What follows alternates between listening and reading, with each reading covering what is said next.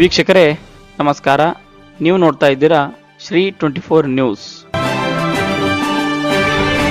ಕಲಬುರಗಿ ಜಿಲ್ಲೆಯ ಆಳಂದ್ ತಾಲೂಕಿನ ಸುಕ್ಷೇತ್ರ ಮಾದನಹಿಪ್ಪರಿಗೆಯಿಂದ ಹಾವೇರಿಗೆ ನೂತನವಾಗಿ ಹೊಸ ಬಸ್ಗಳಿಗೆ ಶ್ರೀ ಪರಮ ಪೂಜ್ಯ ಅಭಿನವ ಶಿವಲಿಂಗ ಶ್ರೀಗಳು ಚಾಲನೆ ನೀಡಿದರು. ಈ ಸಂದರ್ಭದಲ್ಲಿ ಆಳಂದ ತಾಲೂಕಿನ ಜನಪ್ರಿಯ ಶಾಸಕರಾದ ಶ್ರೀ BR ಪಾಟೀಲ್ ಮತ್ತು ಊರಿನ ಎಲ್ಲ ಗ್ರಾಮಸ್ಥರು ಸೇರಿದಂತೆ ಅನೇಕರು ಪಾಲ್ಗೊಂಡಿದ್ದರು.